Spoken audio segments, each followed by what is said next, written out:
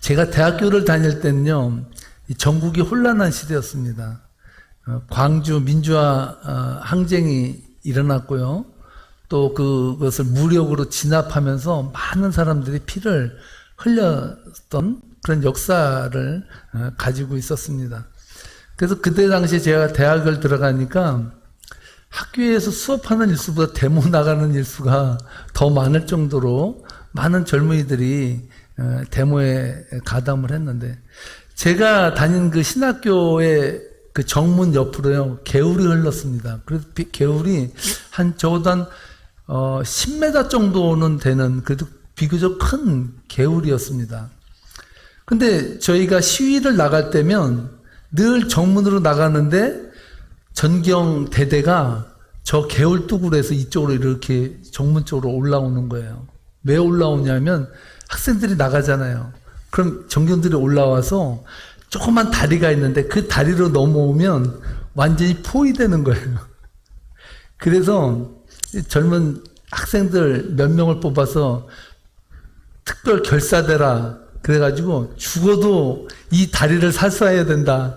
그래가지고 사다리를 가지고 그 안에 사람이 쓰는 거예요. 그래서 우리는 절대 물러서지 않으리라 해가지고 그 사다리를 이제 밑에다 이제 안고 그렇게 다리를 서 있는데요.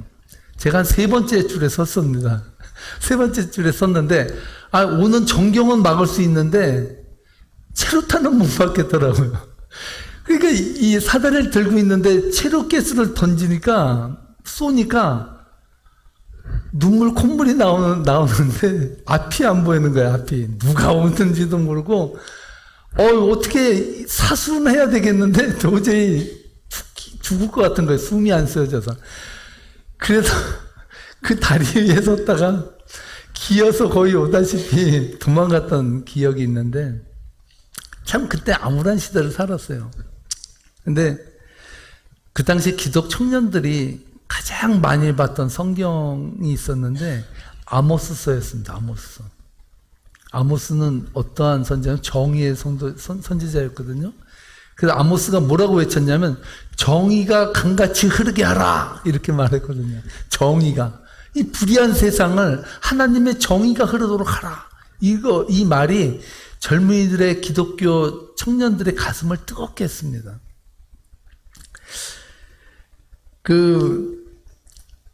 오늘 이 무고한 시민들을 총칼로 진압하는 그 불의한 정권을 보면서 깨어있는 기독교인들이 하나님 말씀을 통해서 새롭게 보는 그러한 일이 있었다고 하면, 우리의 인생도 마찬가지죠. 우리의 인생이 어떠한 상황에 처해 있느냐에 따라서 우리가 바라보는 성경의 말씀이 다 달라요. 어떤 분은 깊은 치유하지 못하는 병에 걸린다면 어떤 말씀을 보겠습니까? 출애굽기 13장, 15장 26절에 나오는 나는 치료하는 여호와다 라는 이 말씀이 가슴에 막 뭉클뭉클하게 들어오지 않겠습니까? 룻기서를 마치고 나서 제가 하나님께 고백하면서 묵상하면서 어떤 말씀을 여러분들에게 강의로 다시 들려줘야 될까 제가 고민하다가 창세기를 고르게 되었습니다. 막상 창세기를 선택하고 말씀을 준비하는데요, 이 창세기 자체가 광활해요. 정말 그 누구도 알 수 없는 창세 시대의 시작을 우리들에게 알려주기 때문에 어떨 때는 좀 막막하고 참 이것을 풀어내기가 쉽지 않겠다는 생각이 먼저 들었습니다. 이 스케일이 방대할 뿐만 아니라 창세기 1장, 2장에 나오는 인류의 기원의 문제에 대해서는 학자들마다 의견도 다 달라요. 여러 가지 의견들이 나옵니다. 그래서 저는 정확하게 창세기의 말씀을 다 소화하고 성도님들에게 전하기는 쉽지 않겠다는 생각이 솔직한 저의 고백입니다.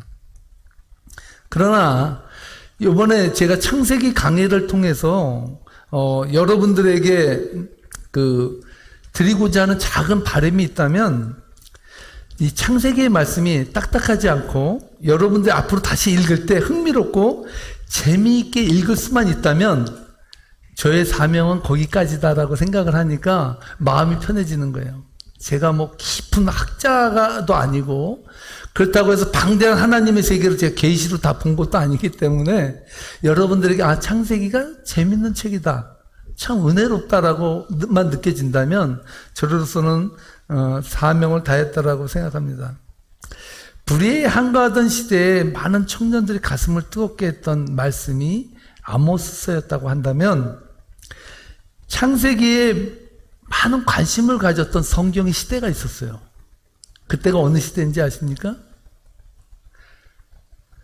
우리 젊은 청년들이 이 아모스서를 보면서 불의한 정권에 대항하고 신음하고 함께 아파했던 것과 마찬가지로 성경의 역사를 보면 이 창세기를 보고 은혜를 받던 시대가 있었어요.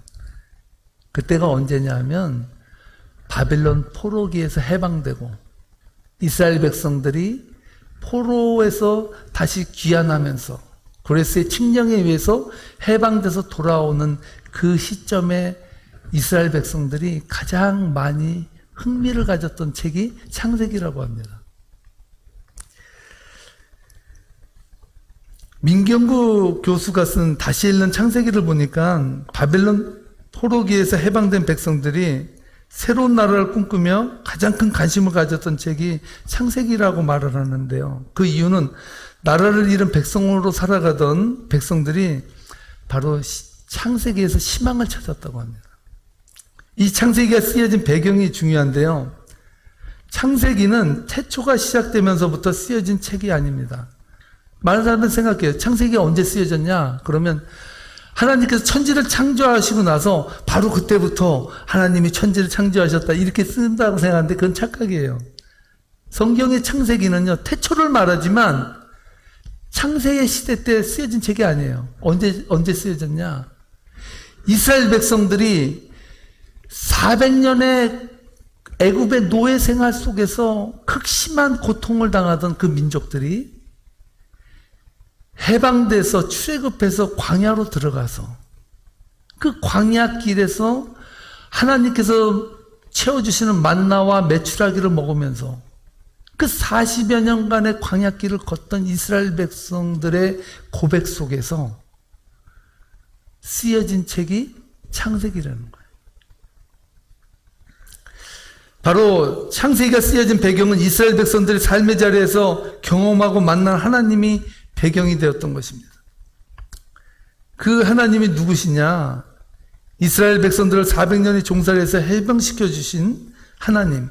광야길에서 때로는 구름기둥으로 불기둥으로 때로는 만나와 메추라기로 그들을 먹였던 그 하나님. 그 하나님의 고백이 구체적으로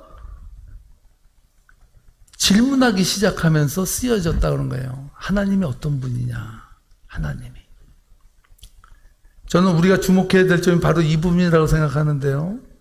나라 잃은 포로민으로서 아픔과 상처로 얼룩진 인생을 살아가던 이스라엘 백성들이 읽은 창세기는 인류의 기원이 몇 년이냐, 연대기의 모순을 어떻게 설명할 것이냐의 문제에 귀착한 것이 아니라 이스라엘 백성들이 패망의 길을 걸어온 원인이 무엇이냐, 우리가 지금까지 이 바벨론의 포로기 동안에 70년의 그 고통과 아픔을 받았던 이유가 무엇이냐, 그것에 대해서 바벨론에 포로되었던 사람들이 진지하게 하나님에 대해서 고민을 하면서 광야 속에서 애굽의 종살이 했던 그 백성들이 고백했던 그 하나님을 바벨론 시대 때에 백성들이 다시 또 고백하기 시작하면서 이 창세기가 새롭게 우리에게 부각된다는 사실을 말해주고 있습니다. 그 이스라엘 백성들이 이 창세기를 통해서 말하고자 하는 것이 무엇이냐? 그것은 바로 이 세상을 창조하신 창조주 하나님을 믿지 못하고 강대국인 애국과 바벨론과 페르시아를 신처럼 모시고 살았던, 자신들이 하나님을 버리고 살았던 지난날의 역사 속의 아픔이 결과적으로 패망의 원인이었다라는 고백을 그들이 했다는 것이죠. 자신들이 자력으로 해방된 것도 아니고 하나님의 은혜와 섭리였다고 말할 수밖에 없는 해방을 맛본 포로기의 백성들에게 하나님께서 창조하신 역사를 통해서 자신들의 신앙을 리셋했다는 거예요. 저는 이러한 과정 속에서 오늘 여러분들에게 묻고 싶습니다. 여러분들에게 창세기는 어떠한 책일까요? 오늘 여러분들의 삶 속에서 창세기는 무엇을 여러분들에게 말해줄까요? 첨단의 과학문명의 시대를 살아가면서요, 많은 사람들이 그렇게 말했어요. 앞으로 달나라라는 시대가 오면 하나님을 믿는 사람들이 없어질 것이다. 왜? 달나라에는 하나님이 안 계시니까. 그렇게 생각을 했어요. 그런데 또 어떠한 말을 했냐면요, 21세의 과기의 의학 문명이 발달하면요, 사람들은 병에서 해방될 거라고 생각했어요. 여러분 그거 아세요? 육체적인 병보다 이 멘탈적인 병이 더 많아진 거 아세요? 종류로 헤아릴 수 없을 정도의 장애들이 엄청나게 우리들의 삶을 위협하고 있습니다. 많은 사람들이 암보다도 더 무서운 게 공황장애라고 할 정도로, 우울증이라고 할 정도로, 이 세상은 극도의 여러분 불안과 공포 속에서 우리는 더 사는 인생이 되어버렸다는 것을 우리는 발견하게 된다는 거예요. 그런 가운데서 여러분들과 저는 창세기를 통해서 이 점을 물어야 된다는 거예요. 우리 인생의 주인이 누구냐? 누가 이 세상을 다스리는 분인가? 그래서 창세기 1장 1절은 우리들에게 이것을 말해주는 겁니다. 함께 읽겠습니다. 태초에 하나님이 천지를 창조하시니라. 대부분의 학자들이 동의하는 것 중에 하나가 창세기 1장 1절의 말씀은요, 창세기 전체의 핵심 주제고요. 더 나아가서는 성경 66권의 가장 큰 핵심을 하나 말하라고 한다면 창세기 1장 1절을 말해요. 태초에 하나님이 천지를 창조하셨다. 이것이 성경의 주제라는 거예요. 성경의 주제. 여러분 다른 건 다 몰라도요, 태초에 하나님이 천지를 창조했다는 이 말씀이 믿어지면 여러분 성경을 믿는 거예요. 그 정도로 중요한 본문이 우리가 오늘 읽은 창세기 1장 1절 말씀이라는 거예요. 그래서 송병현 교수는요, 이 부분을 이렇게 해석했습니다. 하나님은 천지를 만드셨다. 어떤 과정을 통하여 만들었는가는 우리의 관심사가 아니다. 창조 기록의 본질은 인간이 진화했느냐 완제품이냐가 아니라 이 세상 모든 것이 하나님의 것이라는 의미이다. 그러므로 우리 주인 역시 하나님이 되는 것이다. 우리의 주인이 하나님이라고 고백하는 것이 태초에 하나님이 천지를 창조하셨다는 이 말 속에 다 들어있다는 거예요. 여러분, 그래서 고대 세계의 관심이 어디에 있는지 아시죠? 고대 세계는요, 신에 대한 관심이 많았어요.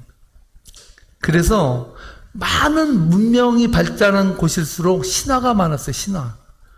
뭐 여러분들 신화 많이 있잖아요. 로마의 신화도 엄청 많고요. 그런 신화들이 어떤 세상에 인류의 신이 출현하게 되는 배경을 설명해 주는데요. 고대 사회에서 신화가 발달하면서 바벨론의 수호신이 마르둑이라는 수호신이 있었습니다. 이는 태양의 아들이라는 뜻인데요. 이 마르둑이 신들을 멸망시키려는 악한 용 티아마트를 죽였는데 그 죽인 시체로 천지를 만들었다고 말했어요. 천지. 태초에 하나님이 천지를 만들었는데 그 당시 바빌론의 그 신화 속에서는요, 이 마르둑이 쳐서 죽인 그 티아마트가 천지가 되었다라고 말했다는 것이죠. 이런 시대 상황 속에서 성경은 여러 신화를 통해서 여러 신들을 만드는데 성경이 대단한 것은 유일하게 하나님이 천지를 창조했다. 여러 신화에 나오는 신들이 하나님 세상을 창조한 것이 아니라 하나님이 세상을 창조하셨다라고 고백한다는 것입니다. 여러분, 많은 학자들이 다른 건 몰라도요, 태초에 하나님이 천지를 창조했다는 이 고백은 인간의 영감으로는 도저히 고백할 수 없는 말씀이라고 해요. 그래서 하나님이 창세기를 쓴 그 저자에게 영감을 불어넣어서 하나님이 이 세상을 창조했다는 것을 강하게 그에게 심어줬기 때문에 쓸 수 있었다라고 말을 합니다. 그래서 본문 1절 말씀을 통해서 우리가 쉽게 감각하기 쉬운 단어가 하나 있는데요. 태초라는 단어예요. 여러분, 태초는 무슨 뜻일까요? 태초? 처음, 시작이잖아요. 태초는 처음, 시작이에요. 쉽게 얘기해서 이 태초라는 말은요, 그 전에는요, 시간이라는 개념이 없었어요. 하나님 안에 시간이 없었어요. 그런데 하나님께서 태초를 만들면서 시작된 것이 뭐냐면 시간의 시작이 시작된 거예요. 그때부터 시간이 요이 땅 하고 시작한 거예요. 그렇다면 태초라는 말 속에 담겨져 있는 또 한 가지 의미가 있는데 그것이 뭘까요? 시작한 것이 있으면 끝나는 때가 있어요. 시작의 때가 있으면 종말의 때가 있다는 거예요. 그래서 이 시간은 하염없이 흘러가는 것이 아니라 마지막 때가 있다는 것을 우리들에게 알려준다는 사실입니다. 그래서 하나님은요, 이 빛을 제일 먼저 만들었다고 하는데 그건 틀려요. 하나님께서 제일 먼저 만든 것은요, 시간이에요. 태초라는 시간을 만들었어요. 두 번째는 공간을 만들었습니다. 공간이 뭡니까? 천지를 창조하신 거예요. 이 천지가 하나님이 만드신 공간이라는 거예요. 공간의 시작이 이 천지를 만들면서 시작했다는 거예요. 그래서 두 가지가 창세 시대 때 시작됐는데 첫째는 뭐예요? 시간이 시작됐고 두 번째 공간이 시작된 거예요. 그 안에 누구를 뒀습니까? 인간을 뒀어요. 그럼 이것은 무슨 의미일까요? 하나님께서는 우리 인간에게 시작점이 있으면 반드시 여러분이 끝날 날이 있어요. 그리고 여러분들이 살아있는 동안은 이 공간, 대기권을 벗어나서 다른 데서는 살아갈 수가 없어요. 이 대기권 안에서만 살도록 하나님께서는 정해 놓으셨다는 거예요. 이 말씀이 왜 중요하냐면요. 모든 인간들의 행복이 어디서 오냐. 그것은 경계를 구분 짓을 때. 그때부터 인간에게 행복이 온다는 거예요. 인간이 인간다움을 회복하는 것, 그것이 바로 나의 때를 알고 내가 있을 장소를 알 때 우리에게는 인생의 삶의 이런 고백이 달라진다는 것을 말해주고 있다는 것입니다. 그래서 이 세상을 살아가는 인간은 누구나 할 것 없이 세월을 피해서 살 수 없어요. 여러분, 뭐 요즘은 인생 100세다, 뭐 150세다라고 할지라도요, 언젠가는 그 세월은 피할 수 없어요. 그리고 여러분들은 이 공간을 벗어나서 나 이 세상에 살고 싶지 않다. 그래서 이 공간을 벗어나서 여러분 살 수는 없습니다. 우리는 이 제약된 세상을 살아가면서 인간이 인간으로서 정말 행복한 삶을 살기 위해서는 어떻게 해야 되느냐. 그것에 대한 질문을 던질 수 있는데 바로 따라하시기 바랍니다. 피조물 다음을 인정하는 것. 여러분이 피조물인데 피조물이 아니라고 생각하면 불행한 거예요. 나는 피조물인 거예요. 나는 지어진 사람이지 짓는 사람이 아니에요. 인간이 가장 불행한 것은 나의 나됨을 인정하지 못할 때. 그러니까 내가 나로서 존재한다는 이 존재의 방식을 싫어할 때 우리는 불행해요. 여러분 그렇잖아요. 남을 보면 행복한 것 같잖아요. 다. 나만 불행한 것 같아요. 그것은 뭐냐면 우리가 피조물 다음을 인정하지 않기 때문에 그렇다는 것이죠. 그래서 바로 인간이 인간으로서 행복한 인생을 살아갈 수 있는 조건은 바로 우리가 피조물이라는 사실을 인정할 때라는 것을 말씀해 주고 있다는 것입니다. 하나님이 전등한 하나님이심을 창조의 사건에서 보여주시는데요. 히브리어에서 창조를 나타내는 단어가 4개가 있습니다. 첫 번째가 바라라는 단어입니다. 이 단어는요, 아무것도 없는 무의 상태예요. 아무것도 무인 상태에서 유가 나오게 된 거예요. 그러니까 아무것도 없는 데서 있는 것 존재가 생성되기 시작했다는 거예요. 그걸 바라라고 합니다. 두 번째는 아사라는 단어가 있어요. 이 단어는요, 기존 재료를 사용하기는 하지만 결과적으로 지금까지 없었던 것을 만들어내는 거예요. 그것을 바라라고 합니다. 하나님께서는 인간에게 바로 이 아사라는 그 은혜를 줘서 인간이 창작물을 만들게 하셨어요. 그러나 그것도 기존에 있는 것을 가지고 만든다는 거예요. 세 번째가 아차르라는 단어입니다. 이 아사의 기본 뜻은 같으나 재료를 사용해서 새롭고 완벽한 형태를 만들어가는 것을 말하는데요.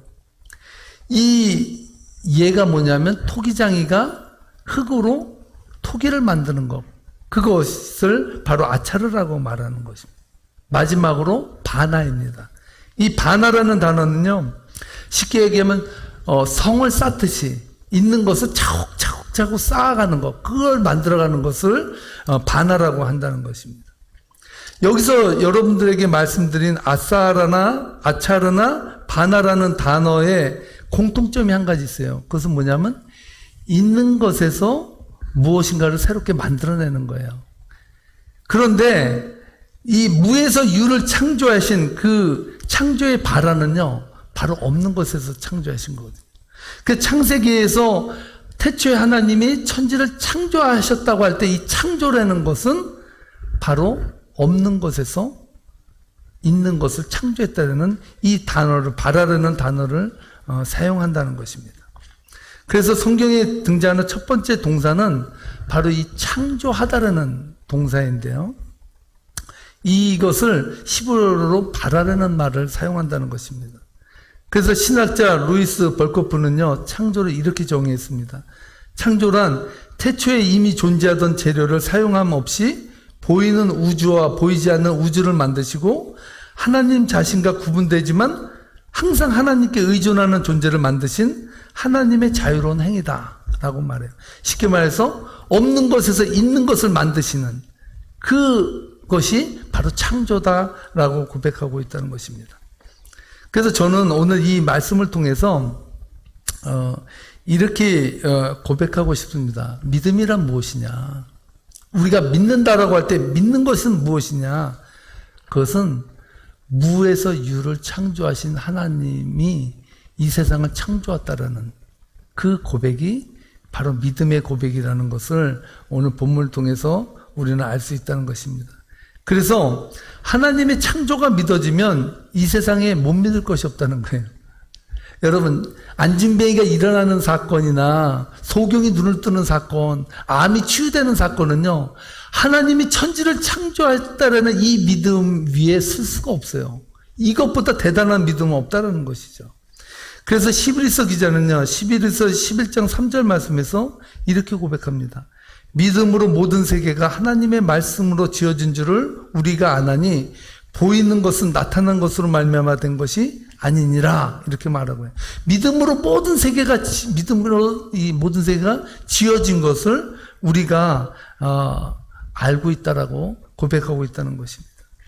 저는 이 말씀 가운데서 이렇게 질문하고 싶습니다. 창조주 하나님을 믿는 신앙이 우리의 인생에서 왜 그토록 중요할까?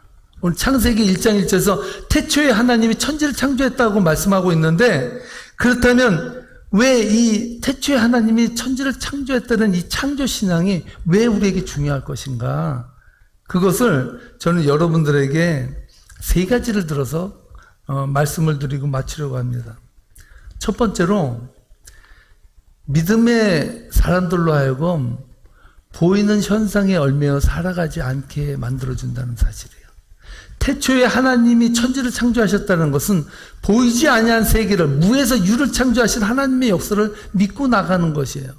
그렇기 때문에 우리도 이 세상 현상에 매이지 않냐고 태초에 천지를 창조하신 그 하나님을 믿는 신앙으로 우리가 거듭나서 살아간다는 것을 의미한대요. 그것이 우리의 인생의 고백 가운데 중요한 고백이라는 것입니다. 그래서 여러분, 젊은 천사와 늙은 천사 이야기를 아시죠? 젊은 천사와 늙은 천사가 천국에서 내려와서 이 세상에 나들이를 왔습니다. 그 밤이 됐는데 잘 곳을 찾아서 다니는 가운데 부잣집에 이르게 됐습니다. 근데 이 부잣집은 아주 그냥 큰 성 같은 집이라 엄청나게 방이 많은데, 이 천사가 문을 두들기고 그 주인장을 불렀습니다. 주인장, 우리가 잘 곳이 필요한데 우리에게 잠자리를 제공해 주시오. 그러니까 이 부자가 뭐라고 말하냐면, 우리 집에는 잘 곳이 없는데 저 지하에 가서 잘려면 잘하고 그렇게 말한 거예요. 그래서 이 천사들이 지하로 내려가서 고약한 부자라고 막 이렇게 이야기를 하면서 잠을 청하려고 하는데 이 늙은 천사가요 잠을 안 자고 그 지하에 구멍 난 곳을 다 메꿔주는 거예요. 그러니까 이 젊은 천사가 화가 나서 아니 우리에게 접대도 제대로 안 한 사람에게 뭐 그게 좋다고 가서 벽에다 구멍 난 벽을 다 메꿔주냐고. 그래도 아무 말 안 하고 이 늙은 천사가 그 일을 하는 거예요.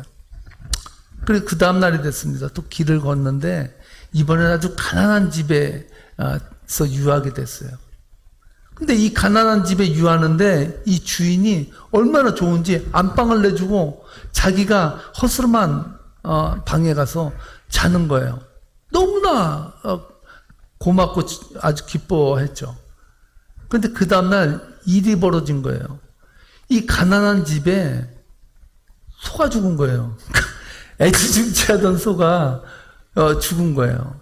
완전히 상심이 돼가지고 그 주인들이 앉아있는데 이 젊은 천사가 늙은 천사에게 삿대질을 하고 말하는 거예요.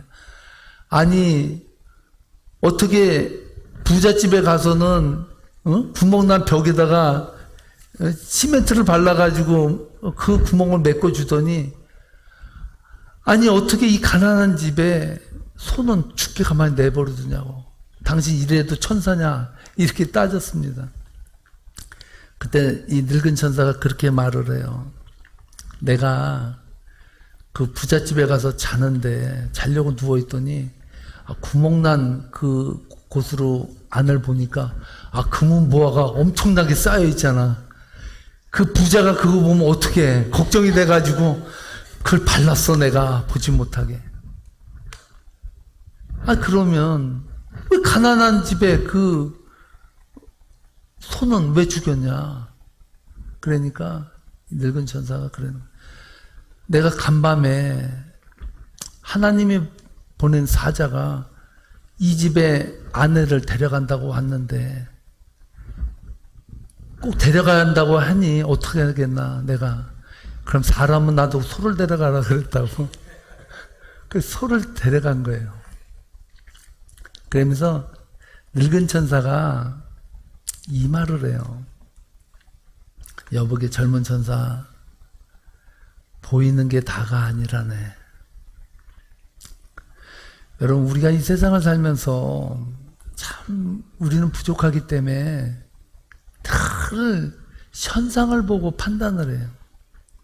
우리 현상을 보면 지질이 궁상 맞은 내 팔자 왜 여태까지 살아있는지 몰라. 우리는 막 이렇게 얘기할 수도 있고 우리의 삶에 보이는 현상을 통해서 우리는 만족을 못 가질 수가 있어요. 따라하시기 바랍니다. 보이는 게 다가 아니다. 정말 믿음의 눈으로 보면요. 태초에 하나님이 천지를 창조하신 것이 믿어지면 이 세상에서 우리에게 이루어지는 모든 일들이 보이는 건 다는 아니에요. 보이지 아니하는 하나님의 놀라운 세계가 우리들은 믿음으로 보여진다는 사실입니다. 할렐루야. 두 번째, 창조주 하나님을 믿으면요. 따라하시기 바랍니다. 인생에 자유함이 찾아온다. 제가 아까도 말씀드렸지만 인간의 아름다움은 피조물 다음에 있거든요. 피조물임을 인식하고 고백하면서 할 때 행복이 찾아옵니다. 피조물인 인간이 자꾸 하나님이라고 착각을 하니까 문제가 생기지 않습니까? 여러분 요즘 아이들이 배트맨 놀이하다가 여러분 떨어져 다리 부러지는 경우 많이 보셨죠? 애들이 착각을 한다는 거예요. 배트맨 가면만 쓰고요. 망토만 하나 입으면 배트맨이 된다고 생각했는데 그래서 그냥 위에서 밑으로 떨어진대요. 왜? 난 배트맨이니까. 그 떨어지고 나면 어떤 것입니까? 배트맨이 아닌가며 그걸 느끼는 거죠. 인간이 그렇다는 거예요. 정말 인간이 자유함을 누리려면 내가 인간이구나. 나는 고기가 물을 떠나서 살 수 없는 것처럼 인간도 하나님을 떠나서는 살 수 없는 존재구나라고 느낄 때 그때 인간은 자유함을 누린다는 사실입니다. 마지막으로 창조주 하나님, 태초에 하나님이 천지를 창조하시다는 것을 믿어지게 되면 우리들에게 은혜가 오는데요. 염려와 두려움에서 해방됩니다. 우리가 두려운 이유는요, 창세기 1장 1절이 믿어지지 않기 때문에 그래요. 태초에 하나님이 천지를 창조했다는 사실을 우리가 믿게 되면 우리는 우리의 인생 가운데 모든 일들이 하나님의 주권 안에 분명히 있음을 우리는 믿게 된다는 거예요. 그럴 때 우리는 행복의 삶을 살 수 있다라는 사실입니다. 여러분, 말씀 마치려고 합니다. 세상을 하나님이 창조하셨다는 이 사실은 믿는 자들에게는 엄청난 사건이고 역사입니다. 출애굽한 이스라엘 백성들이 자신들의 삶의 그 눈물과 고통과 아픔 속에서 고백되어진 말씀이 바로 창세기 1장 1절이거든요. 또한 바빌론의 포로기에 백성들이 해방의 기쁨을 맞이하면서 그들의 고통 가운데서 고백된 하나님이 바로 창세기 1장 1절의 하나님이었던 사실. 오늘 이 말씀을 붙들고 여러분들의 인생 가운데 큰 해방의 능력이 임하는 복된 삶이 되시기를 주님으로 축복합니다. 기도하시겠습니다.